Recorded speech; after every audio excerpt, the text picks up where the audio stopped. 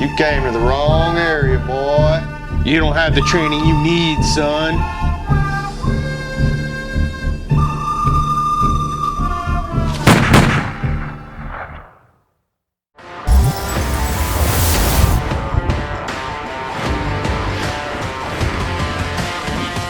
Welcome back, everybody, to GWB Tactical. I'm Chris. And I'm Wes. And today, me and Wes want to go over the very controversial but very amazing bill that passed here in Florida.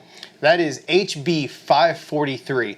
This is the new act that allowed permitless carry to law-abiding citizens in the state of Florida. Now, me and Wes have some very conflicting viewpoints on this bill. That's why we wanted to do this video, to try to unveil the good, the not so good, and the really ugly truths about this bill. All right, so starting off with the good points, this is giving Florida residents the ability to conceal carry without needing the permissions from the government to do so. Now it is cheaper for you to express your Second Amendment rights. You no longer need to spend that $130-ish to get the permission slip from the government. Now anybody who is a law-abiding citizen and falls within the guidelines of being eligible to get a concealed weapon permit within the state of Florida is now allowed to take their self-defense weapons with them to be able to defend their lives and the lives of others. But another great thing about this bill is that it actually allows non-residents, visitors to our state, if you believe in the Second Amendment and would like to express your Second Amendment rights, then you can also conceal carry within the state of Florida without needing a reciprocity concealed weapons permit. So if you live in a state that Florida does not see as reciprocity, now you're allowed to come to this state and defend yourselves and the lives of your family while you're visiting our great state of Florida. So what I think one of the high points of this as well is, we've talked about in the past that regardless of the money, it's also about the time. Having to go to a concealed carry class also does take up time. So having the ability to conceal carry without having to waste your money, waste your time, is an all-around benefit that I think every Florida citizen at this point will see a benefit in. Yeah, and we are very big advocates when it comes to training. So even though you do not have to go get trained, we still very much want to advocate that you should go get some type of training, because carrying a firearm is a big deal and it is a big safety risk to you and the people around you. And make sure to stick around to the end, because at the very end we're going to have bonuses of actually having your concealed weapons permit. Yeah, we're going to give you guys some tips and some reasons why you want to get your concealed weapons permit if you have it, and also may want to maintain it if you do have it, because yes, we understand there's a fee along with, renewing your concealed weapons permit, but stick around and you'll see why you should really keep that if you already do have it. Well, and I can definitely say from just my point of view so far that I'll definitely keep mine because of those bonuses. So another quick good thing about this permitless carry, it's already been proven that it is going to save lives. In Indiana, when they passed their permitless carry bill, within a week or so, there was a young man in an Indiana mall who stopped a mass shooter within seconds right after this bill passed, using his Second Amendment right to carry without a permit. So if there's any kind of indication of why these things should go through like they have in Florida, that right there is example A.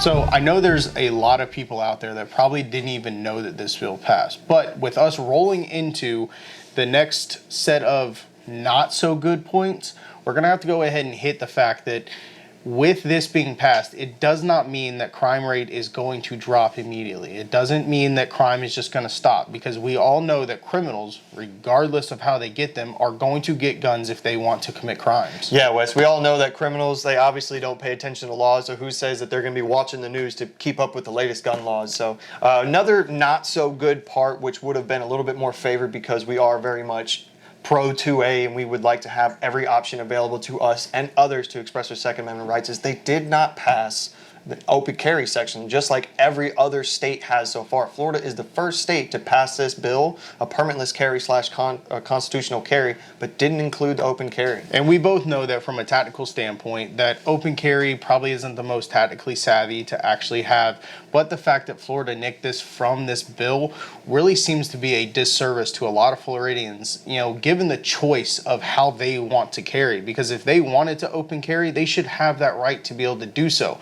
But regardless of the way that you carry, this is going to cause a little bit more of an interaction with cops if you do get pulled over, and you have to have a valid ID at all times if you are carrying legally, because they're going to ask you potentially, I'll just say potentially, they're going to ask you more frequently, do you have a weapon in the vehicle? Do you have a gun in this vehicle? And you're going to have to answer and prove ID that you are legally allowed to carry that firearm. Yeah, everybody, you got to understand that police are going to be way more on the defensive, because even though the criminals don't pay attention to the laws, law enforcement, that's their job, and they're going to know that way more people are going to have firearms on them. So if they stop you on the streets, they pull you over in your car, they're going to be asking you probably every single time. If they don't know you're a convicted felon already, they're probably going to ask you every single time, do you have a weapon on you? And that does include pocket knives to an extent. So if you have a concealed weapon on you, they're going to be asking for a valid form of ID. And to be carrying that firearm within the legal limits of the law, you have to have a valid form of ID, because that is going to be the only way that they're going to be able to check to see if you're doing it legally.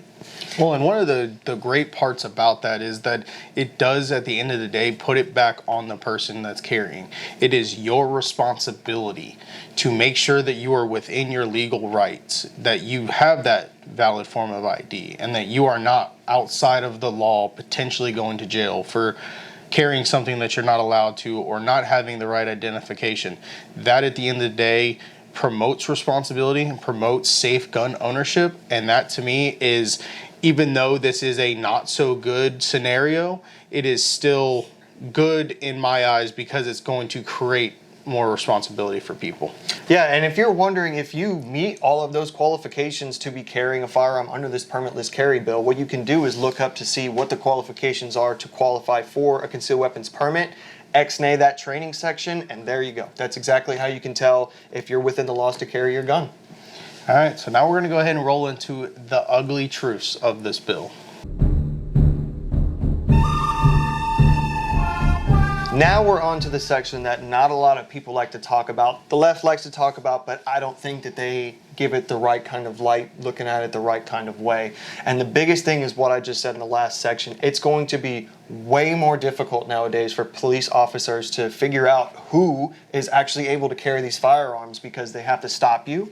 They have to have a reason to detain you, to stop and ask for your information, and then they have to take your ID. They have to bring it over to a computer or whatever they have on their cop bikes, and they're going to have to check to see if you have a criminal record that would, stop you from owning a firearm, which would stop you from carrying a firearm. And that's kind of a scary scenario in a way, because there's going to be criminals a little bit who do pay attention to the law, or they're going to be a little bit more comfortable with carrying a firearm around, because if they're not drawing attention to themselves in the presence of police officers, law enforcement, whoever it be, they're going to be able to get away a little bit easier than, someone just being like, hey, do you got a permit to carry that thing?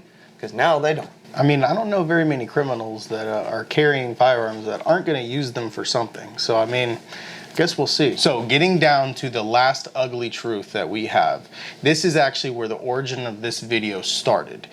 I believe that with this permitless carry, that it is giving untrained people the ability to carry a firearm, even if it is their right. I like the fact that people had to get trained, not necessarily because the government was telling you to, but just because it was a requirement for you to be able to conceal carry. So I think that's kind of where the conversation took a little bit of a turn, because in my statements to Chris, I did say that I was not necessarily for or against the bill passing. I didn't really mind one way or another, because I had my back and forth with it, because I felt like, yes, it's great that everyone will be able to carry, and that single mom that wants to be able to carry to protect her children, she has the ability to do that now. But at the other side of the coin, it is people walking around that have no idea how to manipulate that firearm, and that to me was not necessarily a scary thought, but it was a little bit of an uneasy thought, with knowing that all the training that we've done along the way, whether it be NRA training, whether it's USCCA training, no matter what kind of training it is. Legal heat training. Legal heat. Hey, shout out Legal Heat. no matter what the training was, we had training under our belt before we put the firearm on our hip, and we knew how to manipulate that firearm and use it as the tool that it is. So I think that might have been where the conversation took a little bit of a downward turn. You know, me and Wes, we got into it a little bit, but, you know, I think that's a good thing to happen, is to have a heated debate, to get your point of views on each side to come out, because at the end of the day, yes, we're gaining more of our Second Amendment rights back, but that is a true danger out there. And guys, if you know somebody who's planning to carry their firearm under this permitless carry bill that you do not feel is like the most competent with their firearm, please do your part as we're trying to do our part here at GWB Tactical, and advocate for that person to, at the bare minimum, go get a concealed weapon class, because inside those classes they're going to understand the law, they're going to explain the 4 main firearm safety rules, and they're going to have to fire their gun. Now, those typically aren't that expensive. It's probably one of the cheaper routes to go, and if you think that they're advanced enough to move into maybe like a Pistol 1 class or something like that, that would be even better. Something to get that person comfortable with the firearm, and also not be an actual probable danger to the people that they could either be trying to save or the people around them while they're trying to save themselves. And as much as I am like, no regulations, everything's an infringement, I still see that, and I still, does make me a little bit weary, but you know, I'm still for it at the end of the day. I think everyone who is a legal gun owner right now is for the bill in its entirety, because it gives civilians the ability to protect themselves at all times. But if you are someone who knows the gun safety rules and has been to trainings, but you have a friend that maybe doesn't know all the gun safety rules or doesn't have a lot of experience, go and teach someone. Be the step in the right direction, and maybe they have an interest of going, hey, I really like the fact that I got to learn a little bit of the law. Let me go learn more. Let me go learn what I am and am not allowed to do with my firearm, and plant that seed to teach them to go get training. Because at the end of the day, that is the thing that we are going to sit here and advocate for over and over again. I don't care if it's NRA, USCCA, Legal Heat. I don't care who it is, but I'm going to advocate for training all day. So now we're going to get into the section of the perks of getting and keeping your CWP license. Well, I'm going to go first, because right now I'm going to tell you that if you have your concealed carry class, you do not have to wait the 3 days to buy a firearm. Okay. It's the biggest perk possible. All right. No, you know what? That is a very great perk if you're planning to go into buying more firearms, right? You should. Okay, so here is what I see as the biggest perk of having a CWP, is you have 38 or 37 state reciprocity, and if you've counted, we only have 26 constitutional states. So now if you have a CWP, if you go into one of these states that either don't allow you to use their permitless carry bill, and states that do not have it, you're still allowed to carry your firearm. And even being able to carry in 37 different states all around, you want to go on a road trip, you can carry your firearm in all those states, but you also don't have to wait 3 days to go ahead and get a new firearm if you want. That is one of the biggest perks to me. All right. I'm going to stop you there. We have found a lot of common ground throughout this video, but I think we're not going to find common ground on this one, because I think those other reciprocity states is way better. You can keep your 3 days. I don't care. Whatever. Either way, we agree on it. We like it.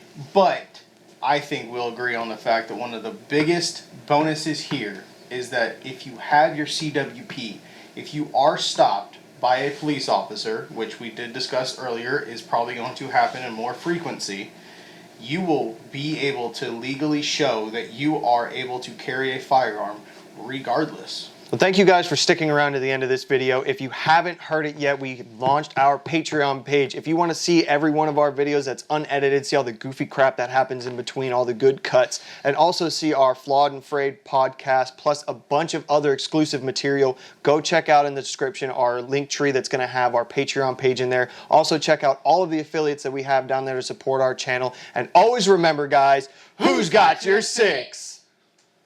How do you like that outro? That's nice. You brought a lot of energy. That was terrible.